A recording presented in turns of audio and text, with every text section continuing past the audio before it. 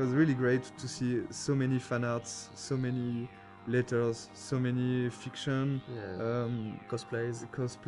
The reactions were fantastic, way beyond our previous expectations. It was impossible to expect a huge community like this and so passionate fans, and it's great. Thank you. Yeah. We started the project by making the game we wanted to make for ourselves, but at the end it's really making a game for the players, because that's what's important.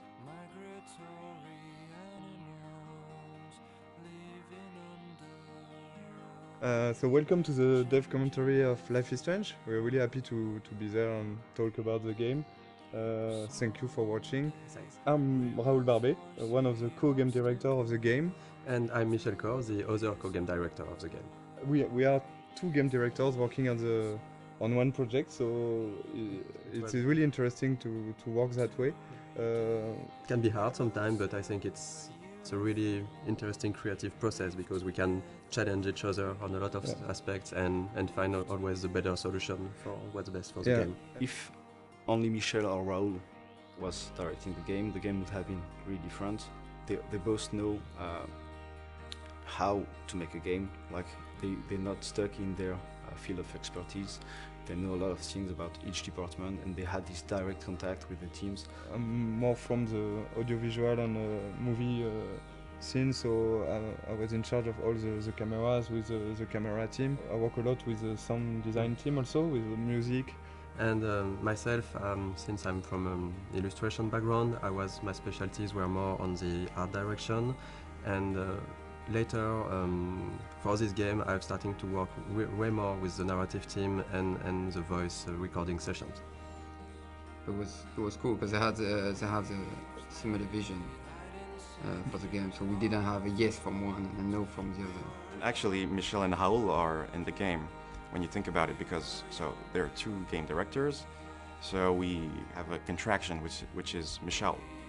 But if you put it the other way around, it's Raoul and Michel, so it's Rachel. And I'm pretty sure they did it on purpose. The idea behind the game was because both of us worked on Remember Me, and there were some sequences in this game called Memory Remixes, and one of the founders, Hervé Bonin, asked this small core team to think about a game with this kind of mechanism. Very quickly came the episodic adventure game, because we wanted really to do something like that. There is really a lot of good interactive ways to tell stories. On an episodic format, you have to make a lot of choice for episode 1, because you won't be able to change after. A lot of assets have to be there in episode 1. Yeah. So the menu is one of those assets. It was interesting because there was a lot of variations. We did a lot of tries of what we wanted to show in this menu. The idea was really to basically show the most important locations of the game. So we can see the Blackwell Academy on the top right. We can see the lighthouse. We can see the town of Arcadia Bay. We were really trying to give a sense of location and just showing like the game world with the menu. We really wanted to make the player feel that all areas are connected, and the menu is a great way to do that. One of the main importance for us for the game was to have a peaceful game with this sense of you can take your time, and we wanted to reflect that from the menu. So we worked on those small wind effects and the leaves that are going around and the nice and soft music. It was just when you start the game you should feel quite at peace and comfortable.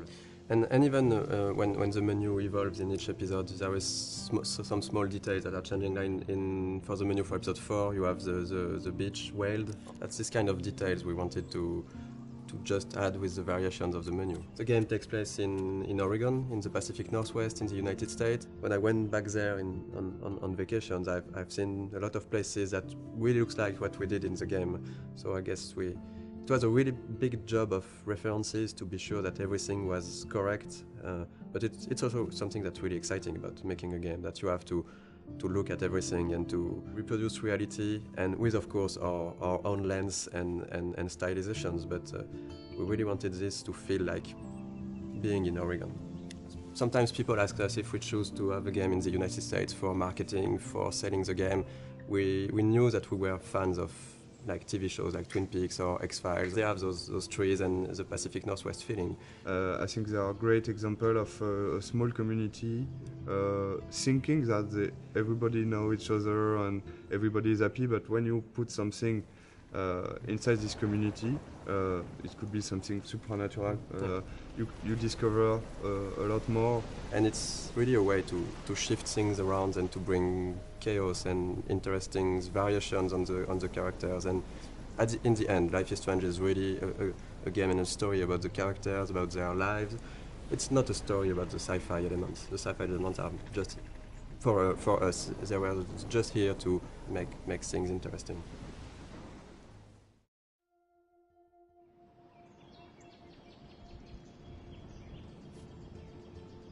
Okay, so let's play the game and... Yeah, let's play Life is Strange. So this is the very beginning of the game. I think this is one of the very difficult sequences of the beginning of the production, because this is the first time the player will see what the game looks like and will be inside the story. So we got a lot of discussion about this one and a lot of discussion about the shots, how we are going to present Max's character. The important, as this is a video game, is the player to know where he has to go and the objective of each scene. This scene is a link to the end of the game, of course, and it's also to close the loop and begin with this scene. And when you know the end of the game was something we really wanted to have, so we can see all the FX, and we've got one FX artist, very talented, Thomas.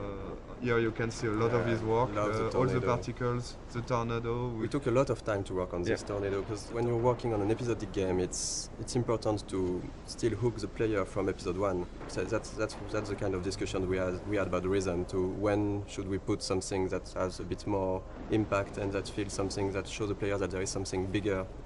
So this introduction was a bit like that. We wanted in Life is Strange the player to always know what Max is knowing and to just be with her.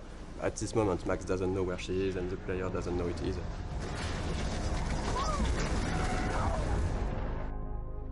We're back to the high school, and which is one of the most important settings of the game, of course, the high school setting and the Blackwell Academy. High school is something where the player will feel comfortable because he knows it, but the transition from the cliff to there is the twist of having something really different, and that should hook the player to say, oh, it's not just a teen story, there is more to it. And then, of course, we can go much over than that and twist it and change the characters. But it was an interesting starting point creatively. This kind of introduction is really important because in one sequence with some shots you have to discover all the different characters, the main ones, so you will see of course Jefferson, Kate and Victoria. And it was quite hard to decide between not showing too much, to not break the idea of the game, to not be too big compared to what the game would be after. There is a lot of themes of big ideas on the game, and of course photography is one of it, because photography is still a way to look back to the past. It's linked to the theme of rewind and time manipulation and nostalgia, and that's one of the reasons why Max came back to Arcadia Bay to attend this photography class. I think for the player to be like Max back in this town when she don't know everyone, but you've got to respect the schedule. It's really, as a player, something great to discover. Also, the lighting was really important in this scene to break the cliff ambience by this sunny atmosphere and all this light coming from the windows. And maybe we decided to have a private high school rather than just a regular high school of course, for the photography course. But it was also to be able to have less students, because we wanted the story to be a bit more intimate. We didn't want it to be like this huge high school with so many students. But based on what the player is doing, you can really learn more about them and see that they're actually not just the stereotype and the archetype you would think they are. This is doing. still a perfect example of how episodic is hard, because if you look closely at this poster, there is a mistake on it. It says that the exhibition takes place in the De Jong Museum of Art, Yeah, when actually it's not that in episode 5, it's the Zeitgeist Gallery. We have a really great community, so thank you guys. And people found out this mistake, and yes, it is a mistake. It's when in episode 5 we found out that we couldn't be a museum, it was too big, so it has to be an art gallery, so we changed the name, and yes, there is a mistake like this in episode 1. How cute I looked yet. I was about to. Welcome to the real world.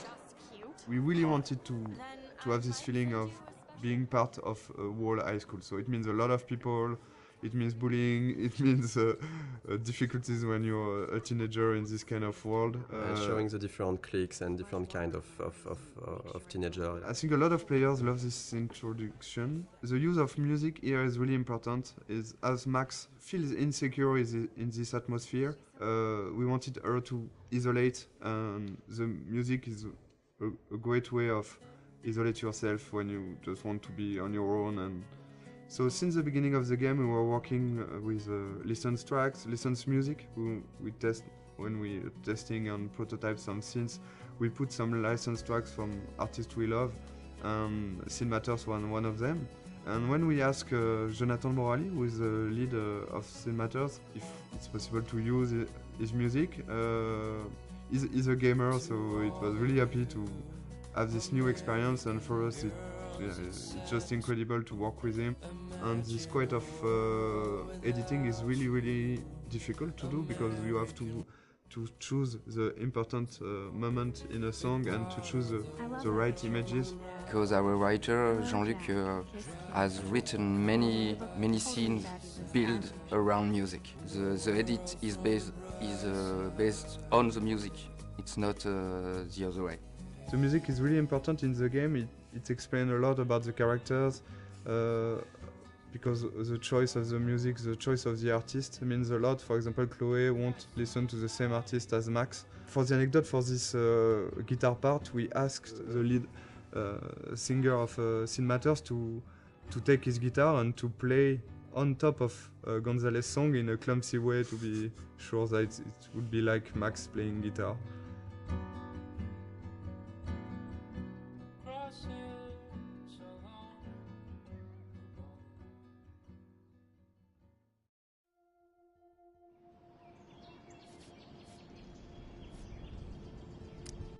Okay, so the objective of this scene was to go into the bathroom.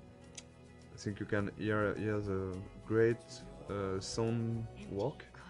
Sebastian, the audio lead, has worked a lot on this kind of effects. When you take out your earplug, you can hear more the ambience. And this kind of art is done by our main concept artist. We got like 4 concept artists working on the game, with Edouard, who has made a lot of artwork. He was the one concept artist. So basically in the beginning we do a lot of documentation, like we do a lot of research. From all those pictures we can find on the internet, every room, every character needs to tell you a story, who they are, what they do. And just for following the scene, even for the mood, when it's still the rhythm of the game. So we wanted this scene in the bathroom to have a really cold and harsher and more contrasty lighting, to be different from the soft and warm lighting from the art class before. Seeing this scene, there was here one of the mistakes we have done with the game. For example, when Max is tearing apart the Polaroid. In fact, I don't know if you have tried to tear apart a Polaroid, but it's quite impossible. Yeah, you can. We tried it. You can't do it. It's too strong. It's plastic, and it's impossible to tear it like she does. But of course, there is a lot of symbolic behind this, and so we decided to keep it, even if it's non-realistic. Maybe it's a bad Polaroid quality, and we can do it. So you can see the butterfly coming in from the window. Of course, there's a lot of symbol behind this. The butterfly, of course, with all the butterfly effects thing, and the fact that Chloe has got some butterflies on her tattoo, and the color of her hair based on the color of the butterfly. Really something we wanted to hear. The blue butterfly is really, really important, and of course at the end of the game it's much more important. One of the fans' favorite, and of course a character we really love, Chloe. She's one of the most important characters because at the end the choice is about her. It was really important to create this character the best way possible so the player would learn to care more and more about her. But we really wanted her to be not that nice at the beginning, so when she's evolving during the different episodes and she's getting nicer to Max, people would care even more about her because she changed, and she likes the fact that she changed. If she was the nicest person from the beginning, it wouldn't be, I think, as effective that her going forward and changing toward Max. Sometimes some players hated Chloe during the first episode, and I think it's not a bad thing because you can dislike a lot of things about her personality, and after in episode 3 and of course at the beginning of episode 4 there is really something more to this character, and I think it's like having in real life with a friend. There is always some things you don't like. The relation between Max and Chloe talk about that, and I think it's really interesting to see how the player will learn to like more and more Chloe. And I think it was one of the biggest challenge of the writing process because we have 5 episodes, we have a limited amount of time, and we need to find the good beats and the good pacing to make those characters evolve. It's a really intimate story, and it's mostly just centered on just emotional moments. All of the major choices that you make in the game are emotional. The heart of it is the relationship between Max and Chloe. It gets really dark and things get really hard for Chloe and really emotional. In the game, one of our goals was also to be able to talk about real life issues, about some social themes and difficult themes that can be experienced in real life. I mean, it's different to other games where there are bigger issues like situation of life or death or war or stuff like that. And in this game, we wanted really to focus on more human issues on a smaller level. The mood of the game and the themes of the game. It's the themes that we tackle in the game are not something that you see often in other games. We try to be mature about it. We try not to force it onto players, and we try not to be too brutal about it. We have issues like domestic violence, family issues. So talk about drugs, alcoholism, depression. It's part of a reality, and I think it was really important for us to not avoid that. And I think it's a great video game is also a great media to talk about that, because as a player you will be involved maybe more than just looking at a movie or reading a book. You will be really part and actor of this experience. We were not sure that Square Enix, the publisher, would approve all the themes, the intense scenes we have and how we deal with them. And really early in the discussions, we were relieved to see that they didn't want to change anything. They just wanted to make sure that we deal properly with the scenes or themes, and this is exactly what were our intentions. So it's again a key scene for episode 1. It's the first time you see Nathan and Chloe. First scene with the character is really, really important. We got a lot of information to give to the player. And we needed to show that Nathan was quite a troubled child, a teenager, I mean. So this is him talking to himself at the beginning. We had to fine-tune and to find the good words to use. Then we see Chloe for the first time. We have to show what's her character. So she's direct and a bit pushy to Nathan. We need still to understand what's happening. So they're talking about money, about drugs. We had to find the right hints to give to explain things. So we don't want to lose the player.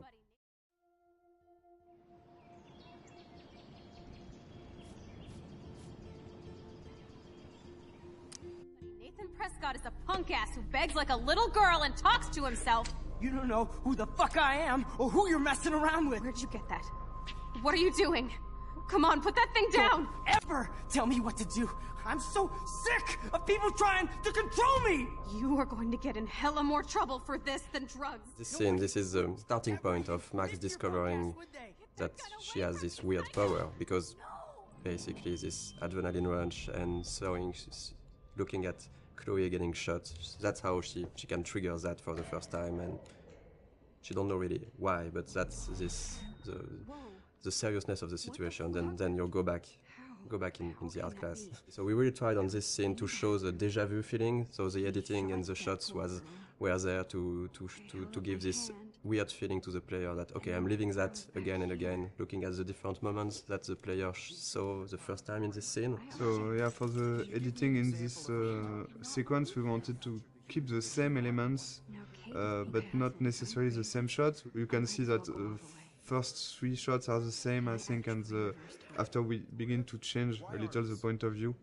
So you understand that there are the same events going on, but just seeing from a different point of view. And I think, to be perfectly honest, we don't have a good explanation for why she's going back to the art class, because we needed it I've got one, but I will never tell you. I don't think it's a mistake, because we also needed to explain to the player so the player can learn how things are working, and it's quite hard to do. So we took this freedom to have Max go back to the art class, which, even if it's a bit contradictory with how her power works after that. We are using this to explore more of Max's personality, of the characters, and because that's the way we created the character. Max, as we've seen that with what she's thinking, she has a lot of insecurity, she has issues to go forward in her life, to take decisions. And now she has this ability to not going forward, but going even backward.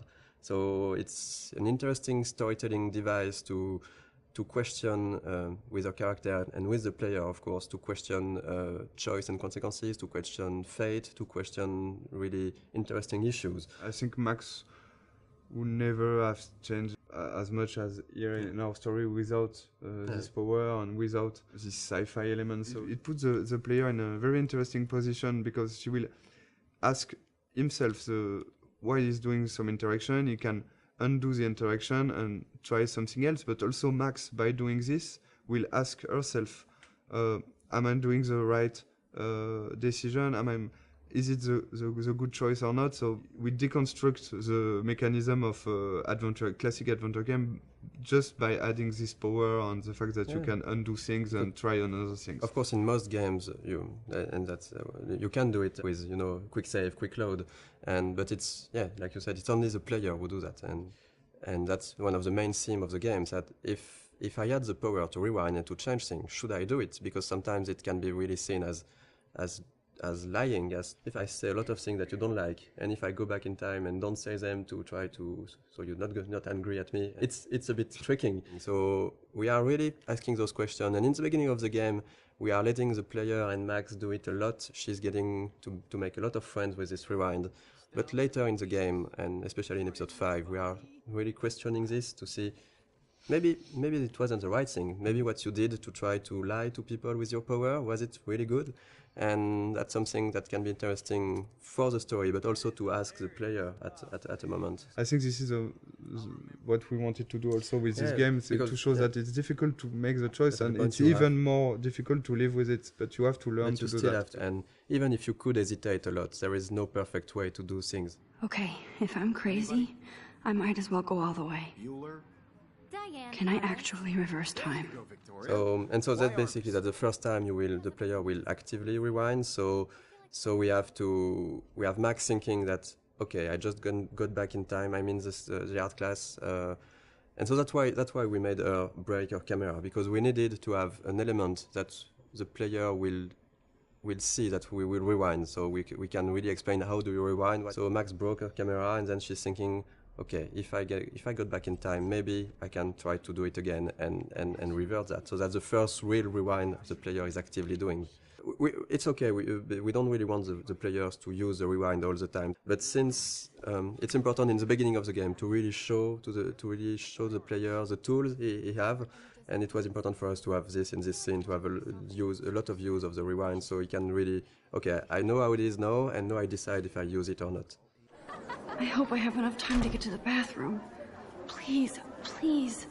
I can't tell anybody. They'll think I'm crazy. Since we are really playing the game with the point of view of Max, for her, not everything is clear, so it shouldn't be clear for the player. But there is a lot of hints that should really guide the players to understand what's happening. We have a lot of symbolism with totem spirit animals. We have the doe, and you can clearly see in episode 4 that the doe is linked to Rachel, and it's basically somehow a presence of Rachel that's guiding Max at moments. I'm not sure that a lot of players notice that, but in episode 2 actually, when you see the doe in the junkyard, it's precisely where Rachel is buried. There is this mystic feeling around the town, and since we didn't want to clearly explain everything, it's part of what makes Arcadia Bay a bit different and a bit special.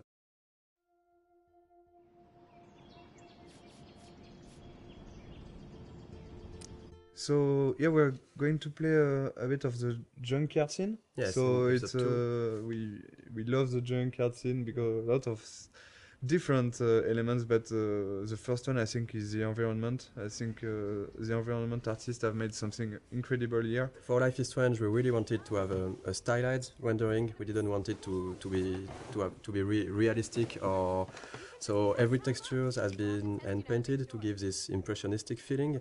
And I think in the junkyard it's really interesting because there is so many details that's where this kind of simpler texture are working well. Because if this scene was overly detailed with cracks in the rust and everything, it would become really noisy to look at. We did a lot of work on the lighting effects and the atmosphere, so it was really important for us to capture this morning feeling with very cold colors in the fog, but a slightly warm sun that just bring some soft and warm feeling to the scene. This scene is also a good example of what we want to do in terms of environmental storytelling.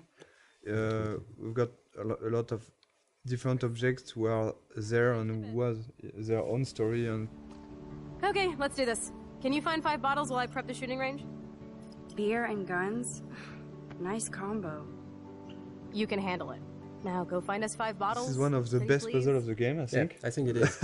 I think it's mostly the final bottle that was really hard to find, and we did a mistake on it because it was maybe too well hidden.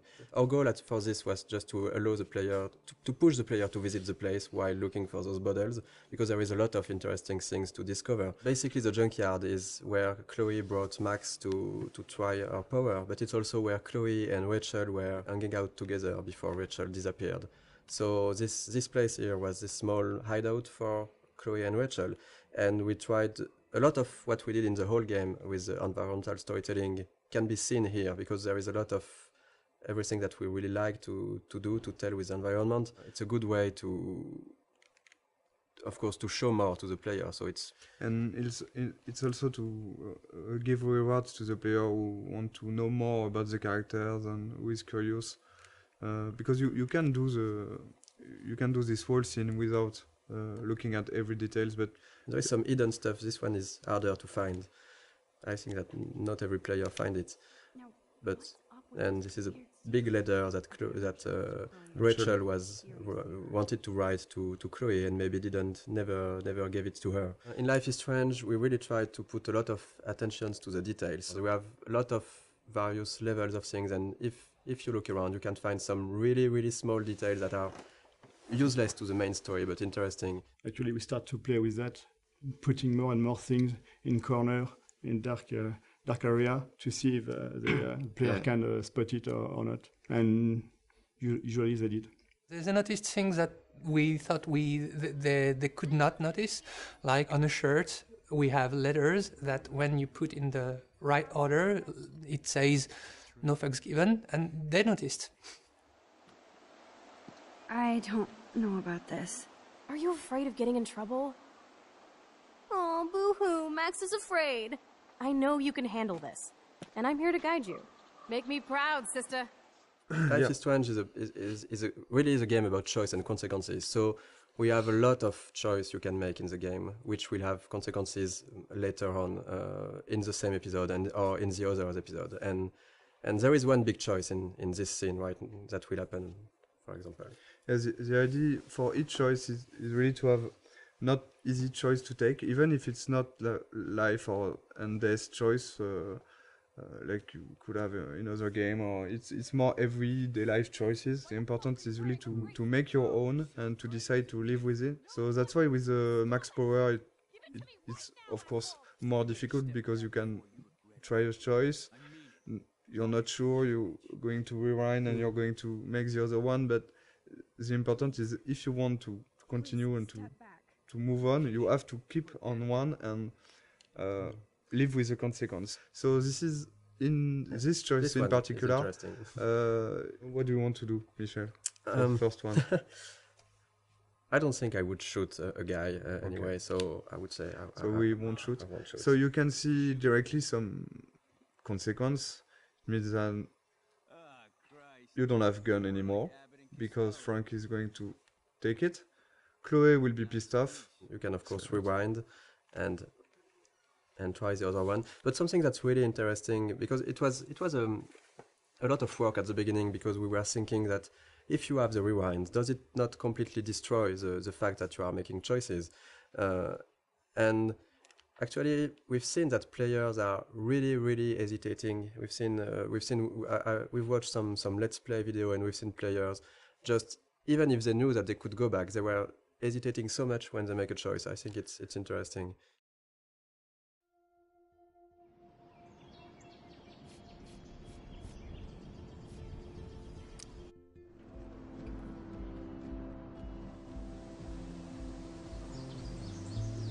Here we'll be out of the campus for the first time for the Yes. player.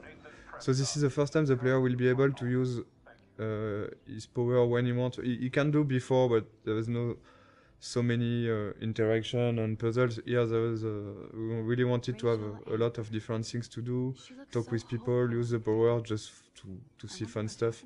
But we use this kind of environment for the players who like to take their time and just to talk to characters, to look around. It really gives a sense of presence to Max, to the world. The important aspect of the game is really to give some rewards to the player who want to do that and want to take his time.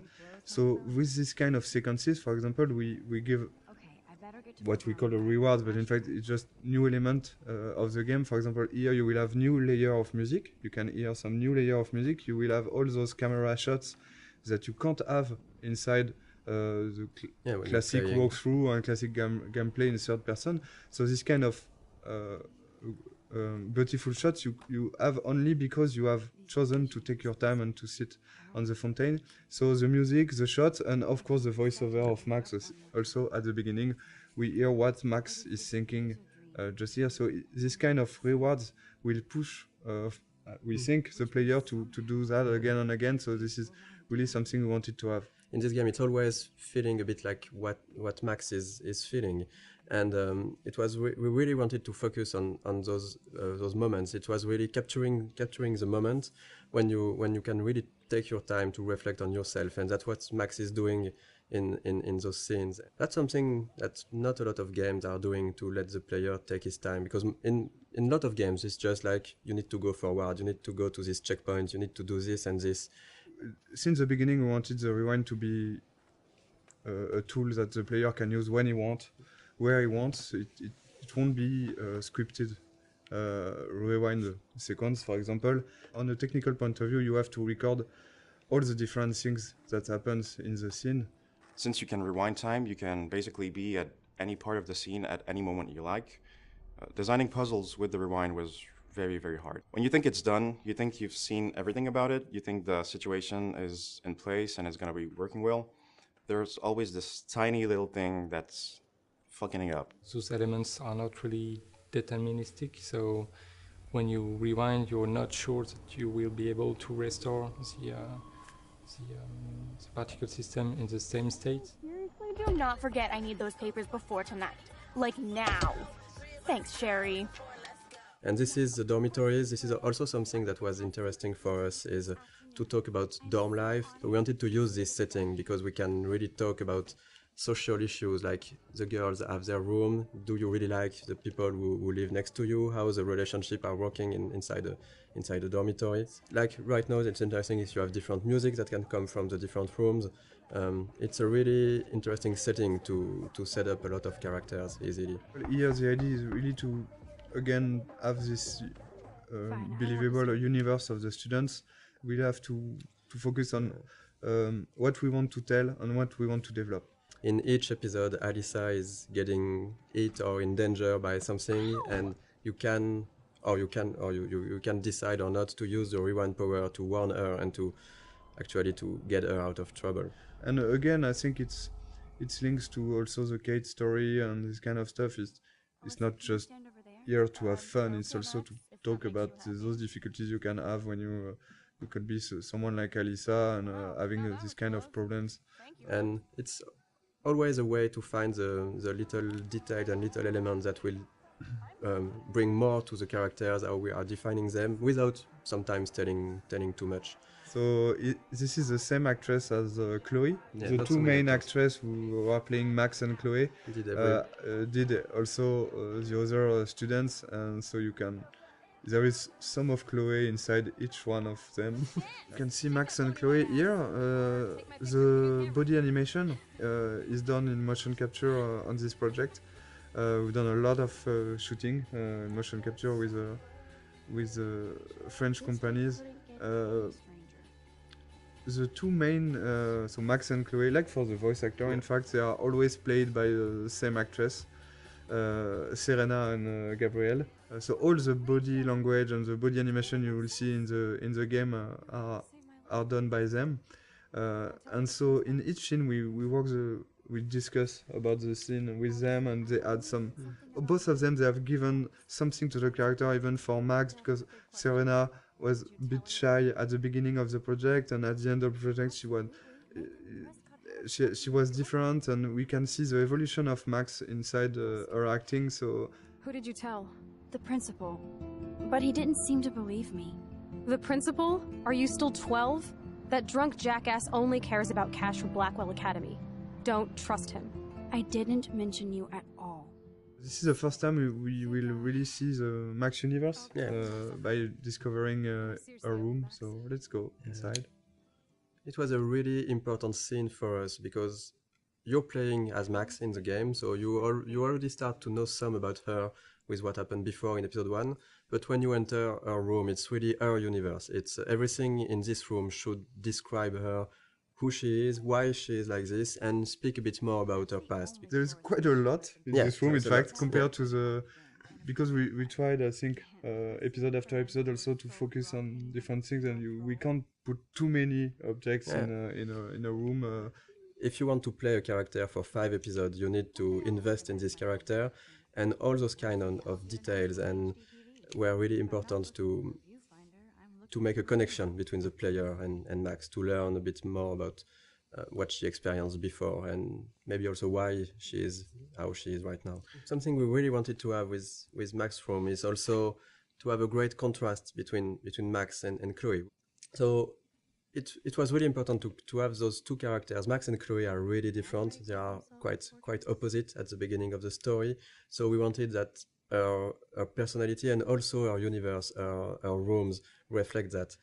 And we took for Max this sort of softer colors. We have the pink in, I think our bed cover is really soft. You have the small cushions with the flowers, the teddy bear. We've got a lot of different environments in the game, but we wanted really to be able to revisit the environments and to have other scenes taking place in the same environments, but telling different stories and telling different sequences. So, for example, in this room, when you go back here in the house, in the alternate reality, we will find an empty room of an empty Chloe room, and you have been here so many times before the episode 4 with Chloe, having fun with Chloe, listening to music.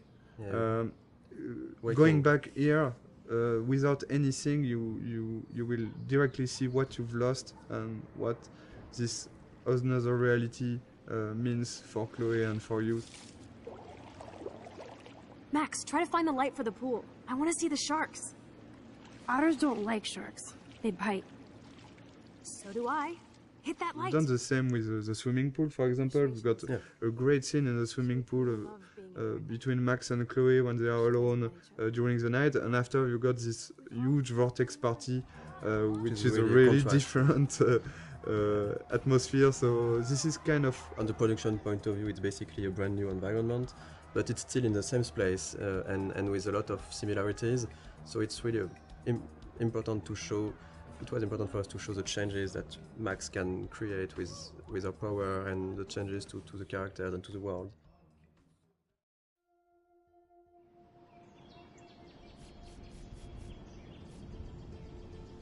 Stop treating me and my mom like we're your family platoon! Hey! Leave Joyce out of this! I wish you'd leave Joyce! Like now! Seeing this kind of family violence, and it's something you can have encountered as a player. I think we all know some people who got some difficulties, and you can have by yourself also. Here, the choice you're going to take will have consequences on the relation between Max and Chloe, but also on her father.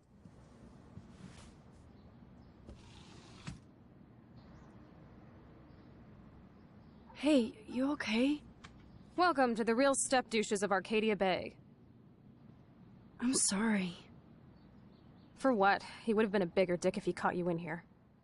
David could seem very archetypal. Yes, and again, one dimension at the beginning, but then we are making episode after episode, you can see that maybe he's very he's got his own reason to be like issues. this. And I think not at any moment we are justifying the fact that he could beat Chloe or be how it is, but just showing a perspective that not everything is black or white. So we did a lot of research to be sure that we were dealing with those themes in a good way. Too much gamifying this, we could really maybe hurt some people. And if we are talking about issues those people have had and not making it right, it could be worse, and it couldn't be the opposite of what we wanted to do at first. So here is a Kate character that you have met in the first episode, but not so much. And the episode 2 is really focused on Kate and Kate's story and Kate's difficulties. So, but this scene is a good way again to how we try to advance the story about Kate, but also try to show more of the other characters, Victoria and Taylor. So we are continuing of what was shown about Victoria in episode 1, like of course that she's really a mean person, that she's harassing Kate because she makes fun of her. And so this kind of scene, yes, is we are really trying to advance the story, bring out more of the characters, and of course there is great cameras on it. All over my face. Max Selfie thought she was a badass taking that picture. We wanted really to talk about all the cyberbullying, the fact that it's quite difficult for a teenager nowadays to be connected as everyone is now. I think everyone has got a phone, is connected always. We are using the text message a lot, and we are making fun with that. So we are really thinking about both sides of the social media. On the other hand, you've got this dark aspect of internet, which could be really difficult to live. I think a lot of players could recognize some of them inside Kate, and we've received a lot of letters from players who say that help us also to realize what they've been through. Yeah, we wanted to have this scene since the beginning. We are quite happy that we managed to keep it, and work with Square Enix was great for that. We managed to keep a lot of difficult scenes like this one. It's not only about talking about the themes, it's also to be sure that it's anchored inside our story. And here, of course, this experience and the Kate story will push Max to think about her power, to think about the consequences, to think about the relation with other characters. That's actually the one time in the game where Max's power fails her. So when you arrive on the roof, you are really by yourself. You have to talk Kate out of jumping, and this was also the second part of what we wanted to do with this theme, is to show that if you care to the people you like, you can help them, and that's basically what Max has to do at this moment, is really to care about Kate, to show her that she knows her, that she's her friend, and to really take out of jumping. I think that something that was interesting on writing all these scenes and is even in episode 1, you know, Kate was written as somehow as some type of archetype. She's a bit religious. She's for abstinence. She has this basically pro-life ideas. So maybe some of the players could think that she's boring character, but the way we evolved her and write her in the other episode, we really wanted to show that even if you go past the first appearance of someone, that's something that you might feel not interesting or different to you, you can find really good things and interesting things in each person. And I was really happy the way that the community reacted to Kate as a character. We didn't want to gamify this kind of scene. We still have to have rules for how the things, even if it needs to be really in the background and for the player to not to see those rules. But in the end, we still need to create the scene with the scripting and a way to make it work. So it was really hard to find the good balance to make it feel the more transparent as possible for the player, and just find a good way to have the feeling that it's really a dialogue between Max and Kate. And it was a really hard one to write. There is a lot of branches, there's a lot of variations, and I think even in the voice recording it took a really long time. Yeah. It was one full session just for Hannah and Diane, who plays Kate. It was really important for us to keep this going after in the other episode, and not just okay, we have done the scene and so no, we go to the following of the game. I'm going to be here for another day until my family comes out to visit. How are they treating you? Like they need to protect me forever. They're so upset, and I know they feel guilty even though they didn't do anything. I was surprised how many we wanted from to talk about this theme of euthanasia, but to find a way to talk about it that would be respectful for any sort of position. Because it was really important to not try to say this is right, this is wrong, and to let the player really see how he wants to play this scene at this moment based on what he felt for the situations, for Chloe, for her parents and everything. And that was that was not easy to find this balance when doing that. And again, it's because it's interactive and it's a video game that this scene is so strong. I think if you just see a scene and just okay, this is the director point of view and that's it, I accept it or not. But here it will be your choice. You really have to take your time and think about it before making your choice. So and we've seen all kind of reactions. We've seen players who immediately say, no, I can't do it. Or other player who immediately accept what Chloe is asking. Of course, it's Chloe, I'm accepting. And a lot of others were hesitating for 5-10 minutes or so.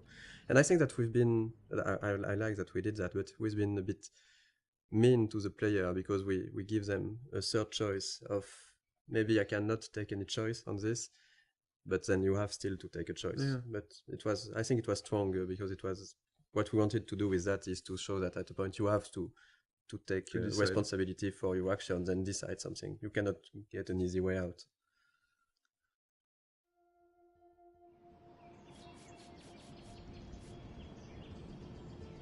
We took a lot of photographs, even some of the no weapons, the no bullying, no weapon. Yeah. We took photographs in some high school in. It wasn't in Oregon, but it was near Washington, so it's still in the Pacific Northwest, near Seattle. And we took some of those. We just adapted some of those posters, and even for example, like this for the map, we did a lot of research, finding real maps of real buildings and trying to be quite precise with the scale, the layout, the locations, because we really wanted everything to feel genuine and to, sometimes you can go really wrong in a game if you just start to forget about the scale and the detail. So we really wanted to have things right, like having this kind of fire hose at this place. And since the game takes place in October, and we are in the US, there is already a lot of Halloween decorations and stuff like that. We wanted to have the game at the anchor in reality, but also of course, we have a lot of references. We are huge fan of some TV shows, of books, of movies, and I think that in Life is Strange. The setting was really good to have a lot of those Easter eggs that will speak to the players and put the game into a pop culture reality. So there is a lot of stuff that is scattered around the game. If you look at every license plate in the game, you'll see that the letters, they are meaning some. In episode 1 is titles of TV shows that somehow we liked or that were somehow inspiration in some part for the game. In episode 2, it's movies. In the dormitories, you have the room which red rum. Someone wrote red rum on the slate. It's the number of the room in Shining. Yes, and so it shows that we love us as developers the movie, but also that the characters in the game, of course, know about this movie because it exists in their real world and they are making jokes about it. We knew that we had to hire an American scriptwriter. We sent some tests to few writers that were recommended and we knew. And Christian Divine, we had a Skype with Christian.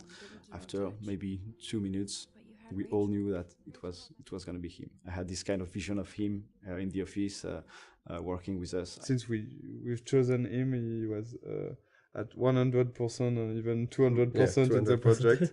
With us, he completely understood what we want to do with the characters and with the story and with the different themes we wanted to talk about. During the motion capture session, we asked the actor and the actress to when they meet, Max and Warren meet the first time here on the parking lot, we asked them, they were trying to kiss themselves, but you can't do that in the United States. In fact, as French, we were thinking that, yeah, it's cool, they are going to kiss themselves. Warren tried to kiss Max, but kiss Max on the we've cheek, never on the done that, so we changed after a discussion with a writer and a lot of friends. We say, okay, yeah, we should switch to a hug. So we changed the animation to have just Warren try to hug Max and not kiss her. And yeah, this is a kind of mistake we can do as French people. So we have to be very careful about that. And it was really good because in France you can. Yeah, in say France, hello by kissing a girl like this, by just having a peek on the cheek, and not in the US. And this is the kind of stuff where having an American writer was really needed. We made some other mistakes, like on this parking at the beginning we had the parking spots which were really small, and Christian said to us that this is not American parking spots. In the US you have large parking spots because we have big cars, so we changed that. And we did that for various things, like sometimes a sign were not at the right position or something that was not perfectly true to reality. So, Chloe's house. This is the very, very first scene we've made for the game. So this is really the scene that we have modified a lot to create Life is Strange. This is also the scene with which we sold the game to Square Enix. That's the scene we showed to publisher. The first time I tried the game, it was the Chloe's room, a really early prototype, and it felt fantastic to play it. I was literally smiling while playing it because the scene was working really great already. Even though the environment, the characters were not final, it was really really good to play.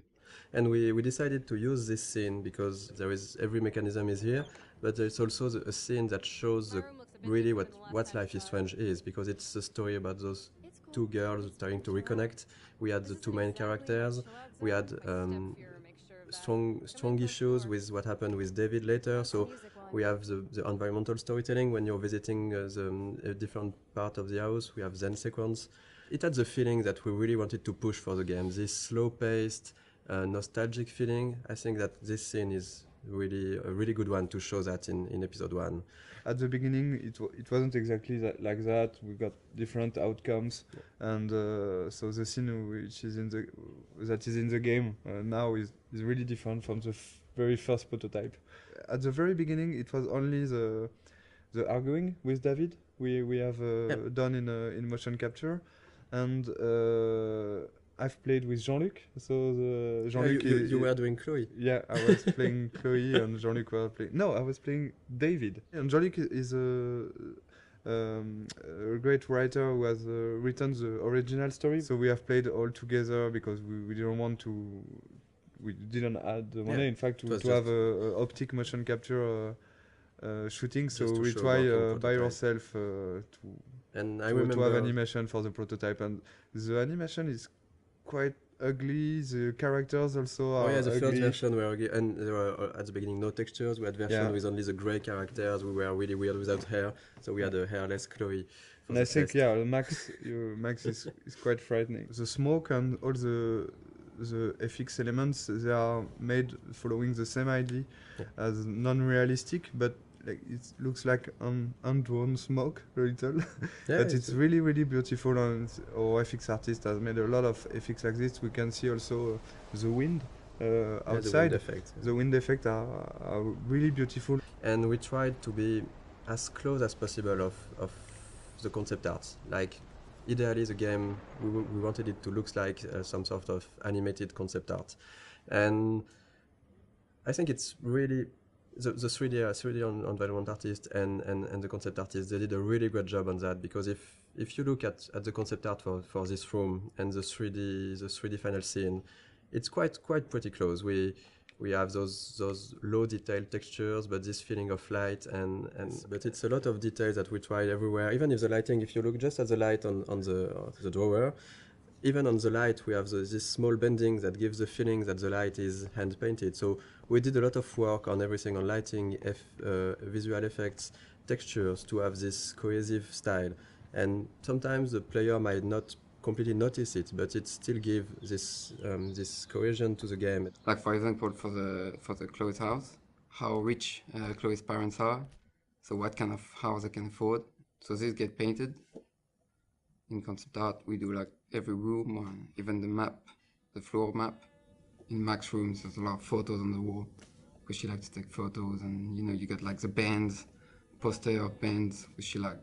You have to feel like who they are, and, just by looking at the room. Mm-hmm.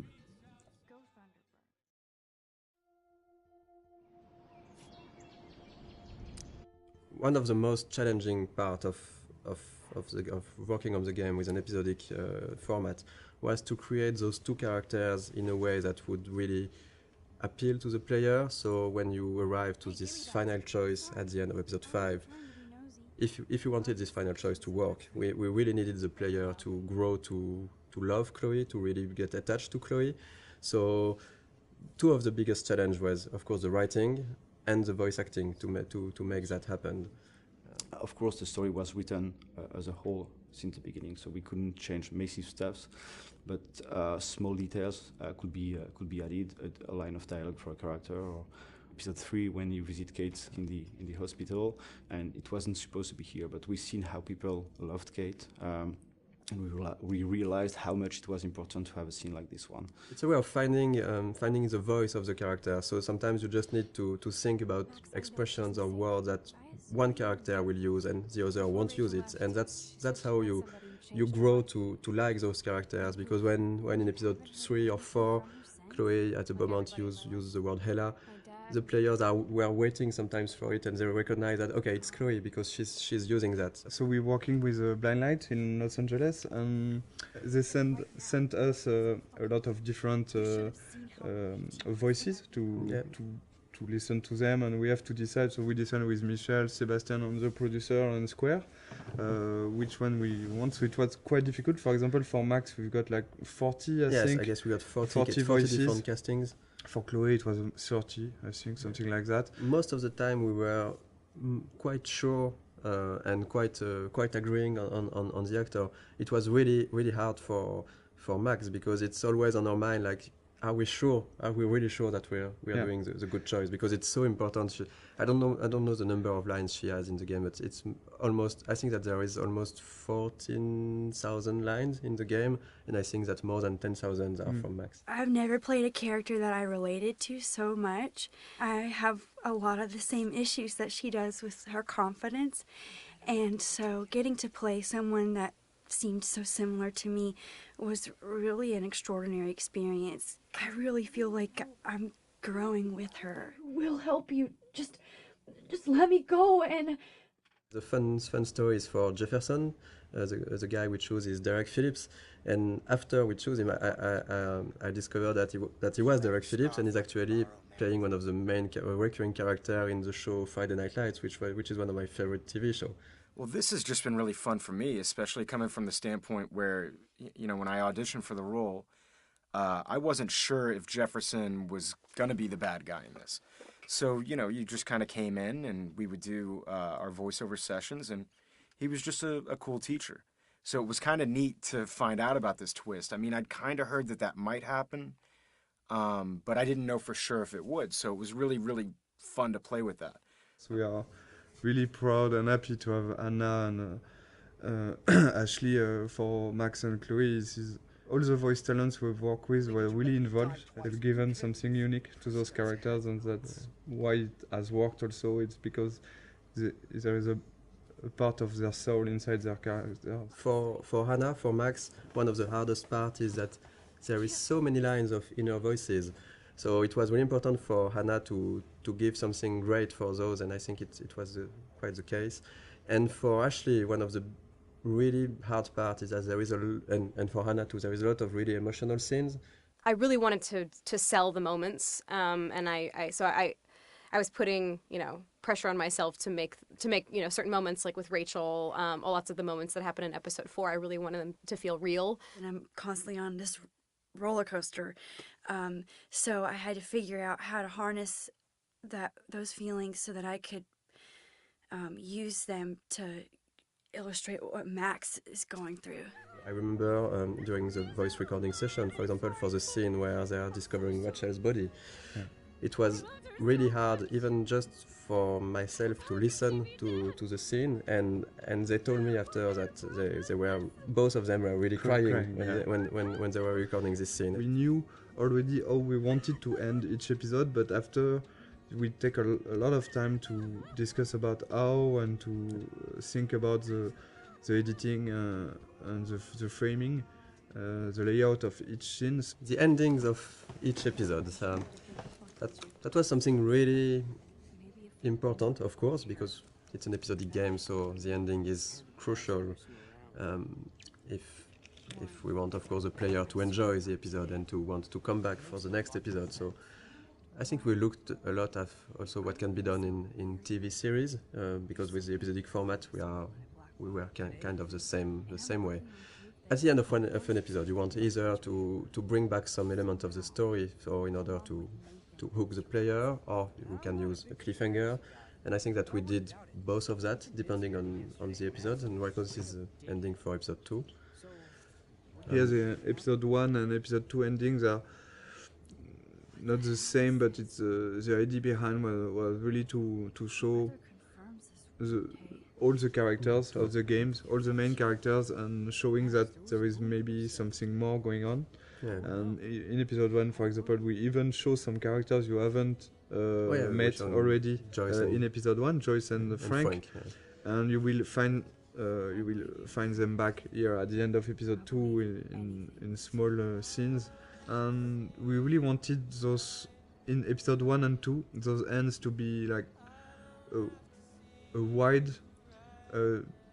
description of all the characters and all what's going on, and also showing other aspects of each character. For example, seeing David on the with his head on the shoulder of Joyce, seeing Victoria and Nathan in Victoria's room, seeing the principal and Jefferson arguing. This is kind of small hints that maybe will push the player to want to see more. Because this is basically the only moments where we are seeing those characters when Max is not seeing them. Exactly. And so we can just bring a bit more. We are not telling too much. We are just bringing a bit more on those characters, a bit of sort of mystery. And this goes with the idea that everybody might be hiding something or might be a bit different. Like Victoria here we can see her crying when clearly this was not the way her character would behave before. And having Nathan going into her room, we don't know what's happening between the two of them, but it's still bringing a bit of mystery and interest for the characters, for the player. When we worked on the cliffhangers for episodes 3 and 4, of course our goal was still to have a twist. We were really trying to go on with what was important for the story and not just having the shock factor. Maybe just want to thank you for all the gifts, all the support we have from you.